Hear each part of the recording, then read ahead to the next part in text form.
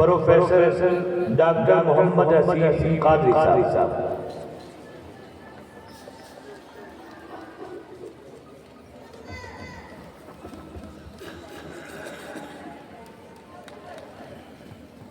قبل اس کے کہ میں کچھ معروضات آپ حضرات و خواتین کی خدمت میں پیش کروں،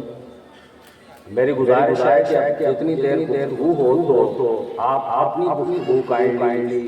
وہ نہ فرمائیں، خاص طور پہ جتنی بیٹیاں بہنیں بیٹھی ہیں بڑی خاموشی سے اور توجہ سے جو چند گزارشات میں نے رسم کرنی ہے اس کو سماعت کریں۔ نحمدہ ونصلی ونسلم علی رسولہ الکریم، اما بعد فاعوذ باللہ من الشیطان الرجیم، بسم اللہ الرحمن الرحیم۔ یا ایھا الذین آمنوا ادخلوا فی السلم کافۃ کنتم خیر امۃ اخرجت للناس تأمرون بالمعروف وتنہون عن المنکر وتؤمنون باللہ۔ وقال النبی صلی اللہ علیہ وآلہ وسلم بلغوا عنی ولو کان آیہ۔ صدق اللہ العظیم وصدق رسولہ النبی الکریم الامین۔ ان اللہ وملائکتہ یصلون علی النبی یا ایھا الذین آمنوا صلوا علیہ وسلموا تسلیما۔ الصلاۃ والسلام علیک یا رسول اللہ وعلی آلک واصحابک یا حبیب اللہ۔ مولایا صل وسلم دائما ابدا علی حبیبک خیر الخلق کلہم۔ ثم الرداء عن ابی بکر وعن عمر وعن علی وعن عثمان ذی الکرم رب صل وسلم دائما ابدا علی حبیبک خیر الخلق کلہم۔ لائق سر احترام و تعظیم علماء کرام، اصحاب علم و دانش، معزز و محترم حضرات و خواتین، آج کی یہ پروقار اور بابرکت تقریب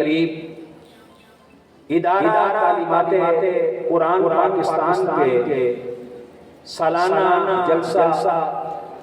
تقسیم اسناد و اعزازات کے عنوان سے انعقاد پذیر ہے۔ میں سب سے پہلے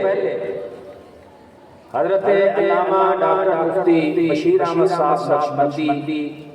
حافظہ اللہ تعالی، آپ کے جملہ احباب، آپ کے رفقا، آپ کے معاونین، آپ سب کو دل کی گہرائیوں سے ہدیہ تبریک پیش کرتا ہوں۔ اور اس کے ساتھ ساتھ آج اس تقسیم اسناد کے پروگرام میں ملک بھر سے جتنے احباب، طلبہ، طالبات، ہمارے بیٹے بیٹیاں، بھائی بہنیں، جنہوں نے مختلف درجات میں ادارہ تعلیمات قرآن کے تعلیم حاصل کر کے امتحان میں کامیابی کے بعد وہ اسناد اور اعزازات کے مستحق ٹھہرے، میں ان سب کو بھی انہیں، ان کے والدین کو، ان کے خاندان کو دل کی گہرائیوں سے مبارک پیش کرتا ہوں۔ جیسے آپ سے سماعت کیا کہ آج جس عنوان پر میں نے چند گزارشات آپ کی خدمت میں پیش کرنی ہیں وہ قرآن و سنت کی تربیت، فروغ اور اس کی تعلیمات کی نشر و اشاعت میں ادارہ تعلیمات قرآن پاکستان کا کردار ہے۔ عزیز بھائیوں، دوستوں، بزرگوں، بہنوں، بیٹیوں، قرآن رشید میں اللہ تعالیٰ نے ہمیں فرمایا یا ایھا الذین آمنوا ادخلوا فی السلم کافۃ۔ اے ایمان والو، اب یہ جب قرآن حدیث میں یا ایھا الذین آمنوا کا خطاب ہوتا ہے تو اس میں ایمان والے مرد، مومنین اور مومنات دونوں شامل ہوتے ہیں، اور یہ خطاب امت مسلمہ کے لیے ہے۔ اب اللہ تعالیٰ کا فرمان ہے کہ اسلام میں پورے داخل ہو جاؤ۔ دوسری جگہ اللہ تعالیٰ کا فرمان ہے کنتم خیر امۃ اخرجت للناس، تم بہترین امت ہو جسے لوگوں کے لیے ظاہر کیا گیا، تأمرون بالمعروف وتنہون عن المنکر، تم نیکی کا حکم دیتے رہو گے اور برائی سے منع کرتے رہو گے، وتؤمنون باللہ، اور تم اللہ تعالیٰ پر ایمان رکھتے ہو۔ اب دو چیزیں بنیادی طور پر سمجھنے کی ہیں کہ پوری انسانی تاریخ کو پڑھیے، خاص طور پر حضرات انبیاء کرام علیہ السلام کی امتوں کی تاریخ کو پڑھیے، تو اللہ تعالیٰ کا یہ مبارک طریقہ ہے، یا اللہ تعالیٰ کسی ذمہ داری سونپتا ہے، اور جب وہ اپنی ذمہ داری کو آسان طریقے سے نبھاتا ہے تو اس کے بدلے میں پھر اللہ تعالیٰ اسے کوئی اعزاز عطا کرتا ہے، ریوارڈ عطا کرتا ہے، انعام عطا کرتا ہے۔ اور یا یہ ہوتا ہے کہ ذمہ داری نبھانے سے پہلے کوئی اعزاز، کوئی عظمت عطا کر دی جاتی ہے، اور پھر کہا جاتا ہے کہ اب اپنے آپ کو اس عظمت کا، اس انعام کا مستحق ثابت کرو۔ آپ پڑھیے، آپ تورات پڑھیے، آپ انجیل پڑھیے، آپ عہد نامہ قدیم پڑھیے، عہد نامہ جدید پڑھیے، جتنا لٹریچر آپ کے پاس موجود ہے اس کو پڑھیے، آپ قرآن مجید، قرآن رشید کو پڑھیے، حضرت سیدنا آدم علیہ السلام سے لے کر سیدنا عیسیٰ علیہ السلام کی امت تک اللہ تعالیٰ نے کسی نبی محترم اور رسول محترم کی امت کو یہ ٹائٹل نہیں دیا کنتم خیر امہ، تم بہترین امت۔ یہ جو اعزاز ہے، یہ ٹائٹل ہے، یہ رسول کریم صلی اللہ علیہ وسلم کے تصدق، حضور کے دامن کرم کی وابستگی کی وجہ سے، معلم کائنات ہادی عالمین صلی اللہ علیہ وسلم کے ساتھ تعلق کی نسبت سے یہ اللہ تعالیٰ نے مجھے اور آپ کو عطا کیا ہے، یہ امت مسلمہ کو عطا کیا ہے۔ کیا تم بہترین امت ہو؟ اب ٹائٹل پہلے دے دیا، اعزاز اور عظمت پہلے عطا کر دی، اور ساتھ ہی ایک ذمہ داری دے دی، کیا تأمرون بالمعروف وتنہون عن المنکر، تم نیکی کا حکم دیتے رہو گے اور برائیوں سے منع کرتے رہو گے۔ اب ذرا دونوں چیزوں کو لنک لیجئے، ایک جگہ کہا اسلام میں پورے داخل ہو جاؤ، اور دوسری طرف کہا کہ بہترین امت ہو، امر بالمعروف اور نہی عن المنکر کا فریضہ ادا کرتے رہو گے۔ اب پورے اسلام میں کب داخل ہوں گے؟ جب پورا اسلام آئے گا، جب پورے اسلام کی تعلیمات سے آگاہ ہوں گے، اسلام کے پرنسپل، اسلام کے ضابطے، اسلامی طریقہ کار کے مطابق زندگی گزارنے کے حوالے سے مکمل تعارف ہوگا، مکمل تعلیم ہوگی، ایجوکیشن ہوگی، پھر عمل کرنے کے لیے تربیت ہوگی، تو تب جا کے پورے اسلام میں داخل ہوں گے۔ امر بالمعروف اور نہی عن المنکر کا فریضہ کب ادا کر سکیں گے؟ جب پتہ ہو کہ امر نیکی کیا ہے، جب پتہ ہو کہ برائی کیا ہے، پھر نیکی کے مراتب کیا ہے، برائی کے مراتب کیا ہے، اور اس نیکی کی جو تعلیم دینی ہے، امر بالمعروف کا فریضہ ادا کرنا ہے، اس کے لیے طریقہ کار کیا اختیار کرنا ہے، اس کے لیے کیا بنیادی اہلیت ہے، کیا بنیادی تقاضے ہیں، شرائط کیا ہیں، آداب کیا ہیں، یہ سارے سیکھیں گے تو تب اب یہ کہاں سے ملے گا؟ یہ ملے گا یا تو قرآن مجید سے اور یا سنت نبوی سے۔ پوری امت مسلمہ کے لیے ہدایت اور رہنمائی کے جو دو سرچشمے ہیں وہ کیا ہے؟ کتاب اللہ ہے اور سنت نبوی ہے۔ رسول صلی اللہ علیہ وسلم نے ارشاد فرمایا انی تارک، بے شک میں تمہارے درمیان چھوڑے جا رہا ہوں دو عظیم چیزوں کو، کتاب اللہ اور سنت نبوی ہی، ایک اللہ کی کتاب ہے اور دوسری مصطفیٰ علیہ السلام کی سنت ہے۔ ما ان اخذتم بہما، جب تک ان کو مضبوطی سے تھامے رکھو گے لن تضلوا، تم کبھی گمراہ نہیں ہوگے۔ تو کتاب اللہ اب قرآن مجید قرآن رشید پڑھنا، قرآن مجید کو سمجھنا، قرآن مجید کی تعلیمات پہ عمل کرنا، قرآن مجید قرآن رشید کی تعلیمات کو آگے پہنچانا اور قرآن مجید پہ مکمل ایمان لانا، یہ 5 قرآن کے حقوق ہیں جو رسول کریم صلی اللہ علیہ وسلم کی امت کے ذمہ لازم ہیں۔ کچھ حقوق ہیں جو فرض عین کے طور پر لازم ہیں اور کچھ حقوق ہیں جو فرض کفایہ کے طور پر جو ہے وہ لازم ہیں۔ اسی طریقے سے نبی کریم صلی اللہ علیہ وسلم پہ امت جو حقوق ہیں ان میں سے بنیادی کیا ہے؟ رسول صلی اللہ علیہ وسلم کی اتباع، نبی کریم علیہ السلام کی پیروی۔ اللہ کا فرمان ہے ما ارسلنا من رسول الا یطاع باذن اللہ، ہم نے کائنات میں کوئی بھی رسول نہیں بھیجا مگر اس لیے کہ اللہ کے نبی اور اللہ کے رسول کو فالو کیا جائے، ان کی اطاعت کی جائے، ان کی اتباع کی جائے۔ یہ ہم مسلم امت کے افراد جیسے مصیبت کی عمر کو پہنچتے ہیں، چاہے ہمارا جینڈر، ہماری جنس مرد ہو یا عورت ہو، یہ چیزیں ہمارے لازم ہو جاتی ہیں۔ اب اسی وجہ سے کیا ہوا؟ نبی کریم علیہ الصلوۃ والسلام نے مسجد نبوی میں صفا کے چبوترے پہ تاریخ اسلام کا سب سے پہلا انسٹیٹیوٹ قائم کر کے، سب سے پہلا ادارہ قائم کر کے نبی کریم علیہ السلام امت مسلمہ کے لیے ہزار صحابہ کرام کے مال اجمعین کی صورت میں تیار کیے اور ایسی مثالی تعلیم کا نظام قائم کیا اور بہت تربیت کا شاہکار تیار کیے جن کے لیے خود یہ سند دے دی اصحاب النجوم بأي اهتديتم، میرے سارے صحابہ آسمان ہدایت کے ستاروں کی طرح ہیں، تم جس کی بھی پیروی کرو گے ہدایت پاؤ۔ اب یہ زمانہ صحابہ سے قرآن کی تعلیم، قرآن مجید کی تبلیغ، قرآن کی تفسیر، کلام الہی اور مراد الہی کو سمجھانے کا طریقہ کار، حدیث نبوی کو یاد کرنا، حدیث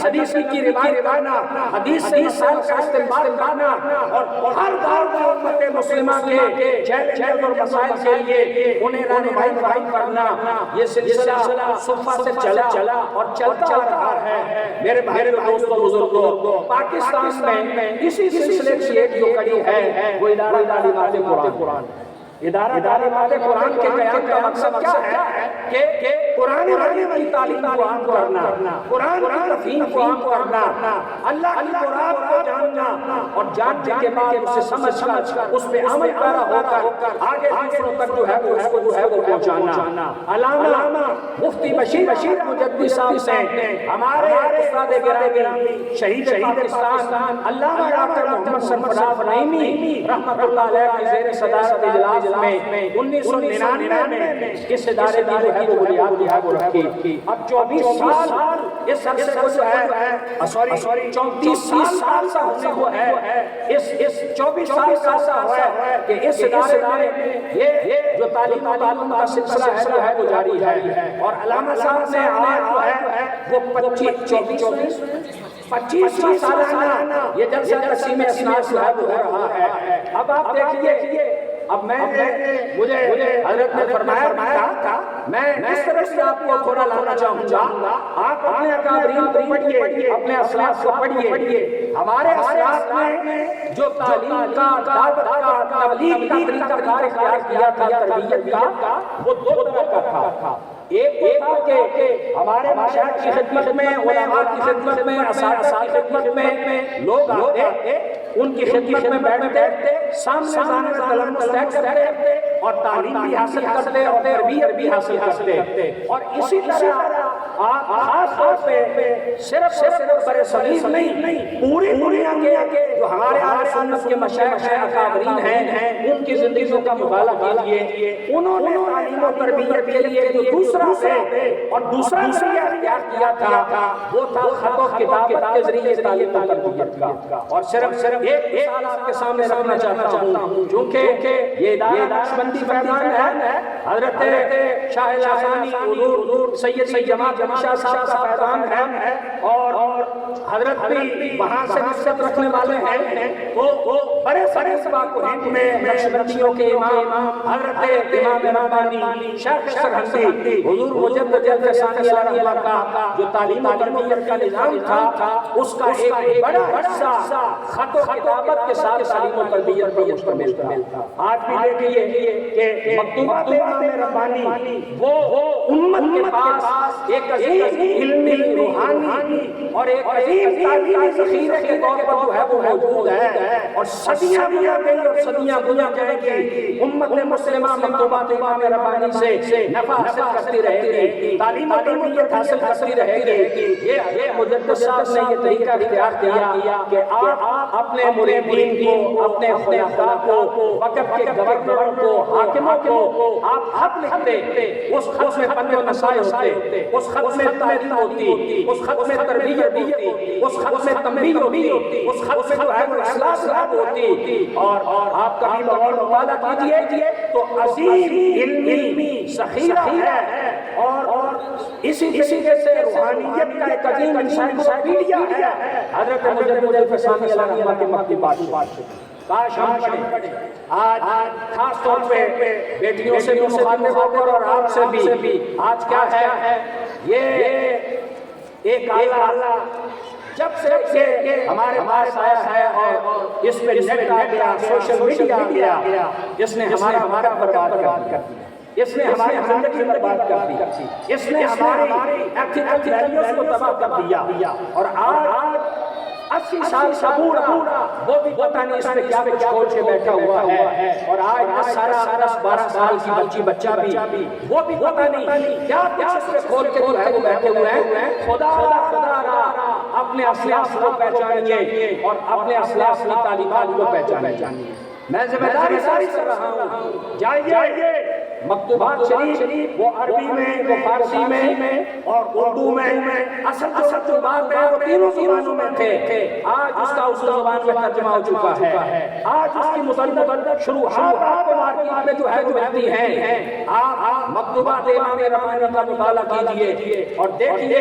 کہ ہمارے بزرگوں نے خط و خطابت کے ذریعے سے تعلیم کا کیسا انقلاب برپا کیا، تربیت کا کیسا انقلاب برپا کیا، اور اپنے لوگوں کی کس انداز میں روحانی فکری جو ہے وہ تربیت جو ہے وہ کی۔ تو علامہ بشیر مجدد صاحب اور ادارہ تعلیمات قرآن کی پوری ٹیم یہ خاص طور پر اس حوالے سے یہ مبارکباد کے بھی مستحق ہیں اور یہ کریڈٹ کے بھی حقدار ہیں، اور ہم انہیں خراج تحسین بھی پیش کرتے ہیں کہ انہوں نے فاصلاتی نظام تعلیم و تربیت جو ہے پاکستان پورے میں اس کو اختیار کر کے انہوں نے مجدد صاحب کے کردار کو بتایا،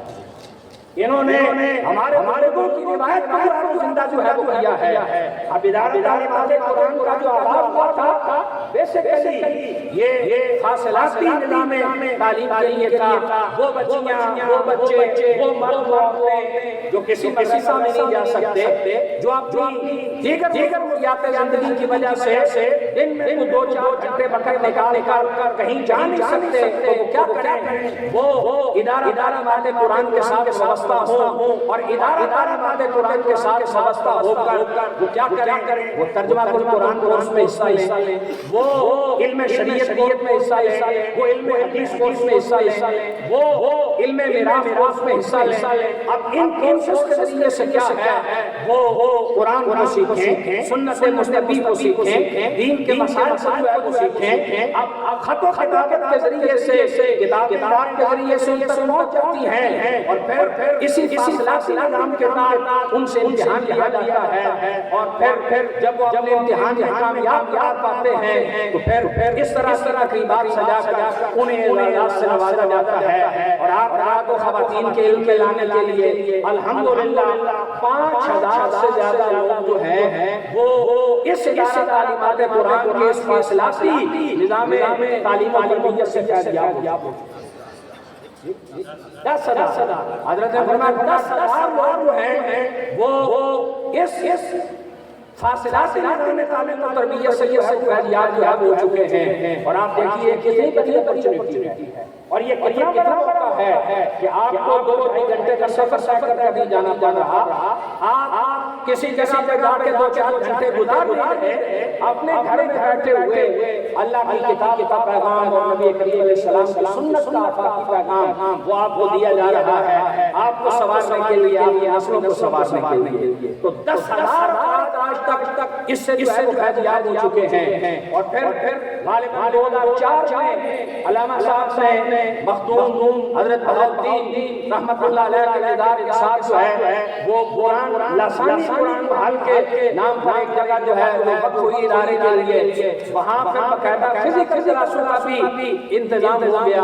آج الحمدللہ وہاں حفظ قرآن، ترجمہ تفسیر، علم شریعت کورس اور باقی کورسز کے ساتھ ساتھ درس نظامی بچے اور بچیاں وہ وہاں آ کر جو ہے وہ کر رہے ہیں اور تعلیم جو ہے وہ حاصل کر رہے ہیں۔ تو یہ اصل میں علامہ صاحب کیا کر رہے ہیں؟ علامہ صاحب پوری امت مسلمہ کی ذمہ داری ادا کر رہے ہیں۔ ادارہ تعلیمات قرآن کے لوگ پوری مسلم امت کی طرف سے ہماری ذمہ داری تھی، امر بالمعروف اور نہی عن المنکر کے فرائض ادا کرنے کے لیے اس کو جو ہے وہ ادا کر رہے ہیں۔ اور میں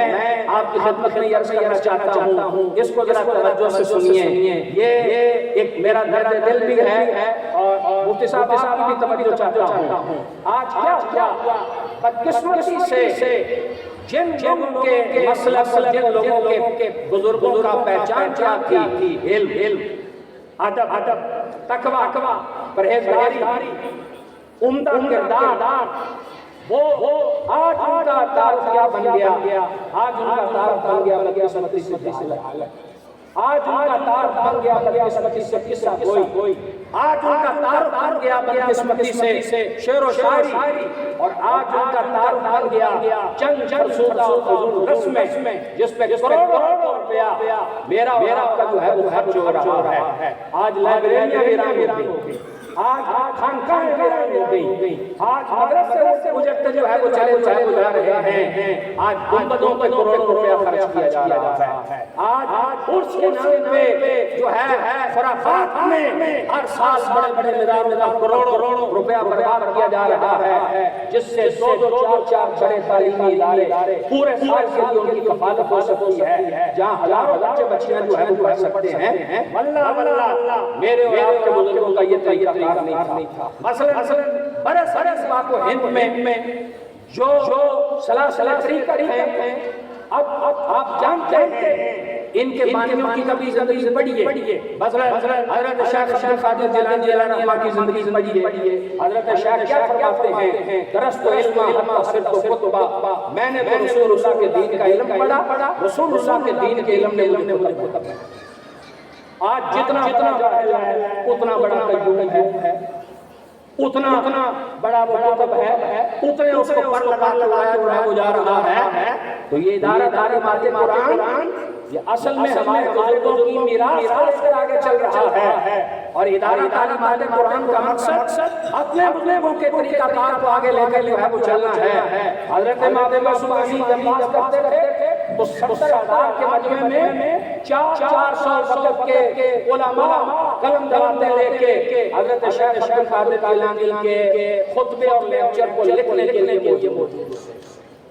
اور 13 زبانوں میں 13 علوم میں ایک وقت میں حضرت بعض ارشاد فرمایا کرتے تھے۔ تو ادارہ تعلیمات قرآن کے قیام کا مقصد قرآن اور سنت کی تعلیمات کا فروغ تھا، اور الحمدللہ مختصر ترین عرصہ میں اور محدود ترین مسائل میں علامہ صاحب اور ان کی پوری ٹیم نے اس امت مسلمہ میں پاکستانی معاشرے میں ایک مثالی کردار ادا کیا ہے۔ مختلف کام میں دین کے لیے، تبلیغ کے لیے، قرآن و سنت کے احیاء کے دن رات وقف کر کے، اور حضرت بھی چونکہ تعلق جامعہ نعیمیہ سے وابستہ ہیں، حزب الاناف سے وابستہ ہیں، اور یہ نعیم الدین مرادی رحمت اللہ علیہ اور حضرت فاضل بریلوی رحمہ کے جو علمی فیضان سے وابستہ جو ہے وہ افراد ہیں، ہم نے اپنے استاد گرامی حضرت ڈاکٹر سرفراز نعیمی رحمت اللہ علیہ کو دیکھا 78 ماڈل کی ہونڈا موٹر سائیکل پہ ہمارے استاد گرامی نے اپنی ساری زندگی تعلیم و تربیت میں گزاری۔ اور مفتی صاحب کو بھی دیکھتے ہیں تو ایک موٹر سائیکل میں لاہور کے کسی کونے میں کبھی درس قرآن میں، کبھی درس حدیث میں، کبھی کسی جگہ اور اکثر دیکھا ہے کہیں بیٹھے ہیں تو کاغذ کے پاس ہوتا ہے اور کچھ نہ کچھ لکھ رہے ہوتے ہیں، کچھ نہ کچھ سوچ رہے ہوتے ہیں۔ یہ اس امت کے محسن ہیں، ہمیں ان کی قدر کرنی چاہیے، ان کا دست و بازو بننا چاہیے۔ اور یہ جو تبلیغ دین کا فریضہ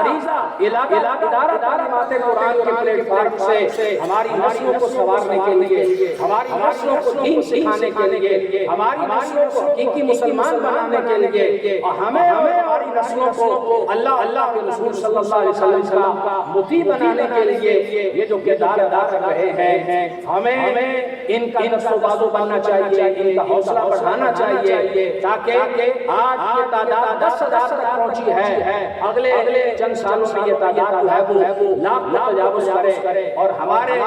معاشرے کے ہمارے بچے بچیاں لاکھوں کی تعداد میں وہ قرآن و سنت کے نور سے، قرآن و سنت کے نور سے کیا کریں، دل منور کریں اور تعلیمات سے اور قرآن و سنت کے پیغام سے اپنی سیرت کو، اپنے کردار کو روشن و منور کریں اور آراستہ ہے وہ کریں۔ میں ایک مرتبہ پھر علامہ صاحب کی پوری ٹیم کو ہدیہ پیش کرتا ہوں اور گزارش کروں گا کہ